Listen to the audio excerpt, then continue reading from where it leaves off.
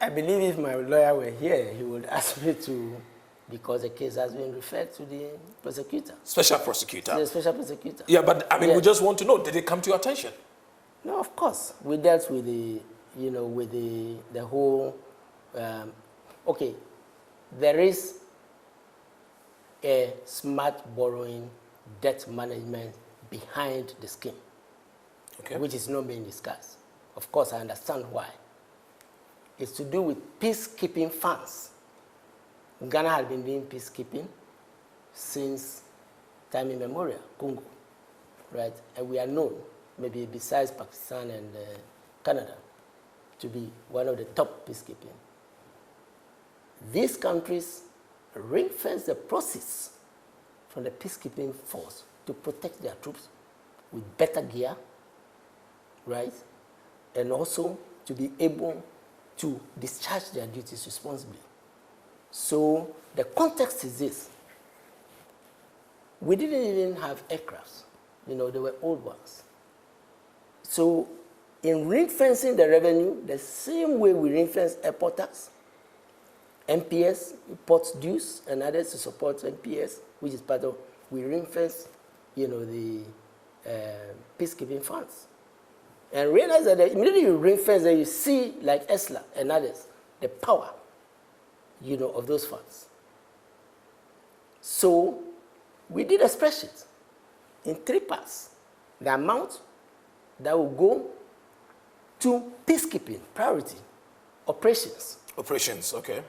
The amount that will go for overheads, both in Accra and the various stations. Once we have satisfied that, there was still some balance left, which was not being put in a consistent plan. It was spent annually. So with that amount of money, we realized we had enough funds,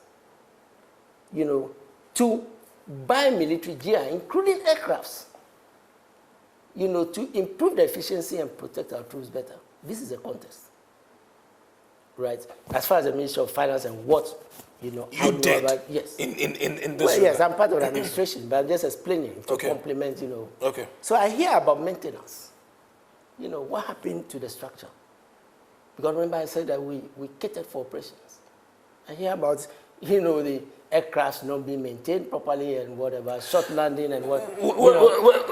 That is not even the issue. The issue is... No, it's a major issue. The Minister will get to that Minister for separately. Defense mentioned it. Yeah, we'll go to that separately. But remember that we do the financing, which we take to Finance Committee of Parliament for the borrowing, because I was just explaining, ESLA, how the flows come in and you can borrow against it, like Terminal 3 and all that. So this was something that we had done, right? But when it comes to the physical aspect, right, of the contract, then it's a sector ministry. Okay, so... Because we don't have military tacticians and whatever. Okay, so when it came to a contract to be able to acquire the aircraft... As with all contracts, whether roads, whether military gear, whether defense, whether works and housing, you always prepare according to the rules.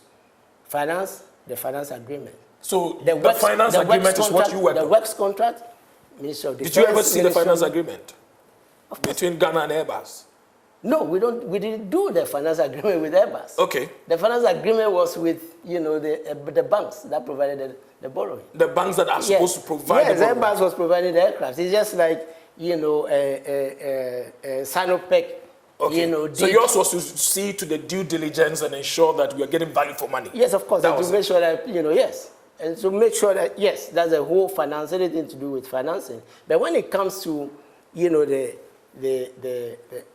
acquisition of the aircraft and whatever, it's just like a bridge contract. It's just like a road contract. It's just like, the expertise lies in the sector ministries. So if you ask me, in general, this is what I can say, but I don't have enough information to go into the specifics. That one I'm not going to, because I have not been given anything, and I'm sure, as I said, I've dealt enough with these cases to know that you don't shoot your mouth when you don't have all the facts.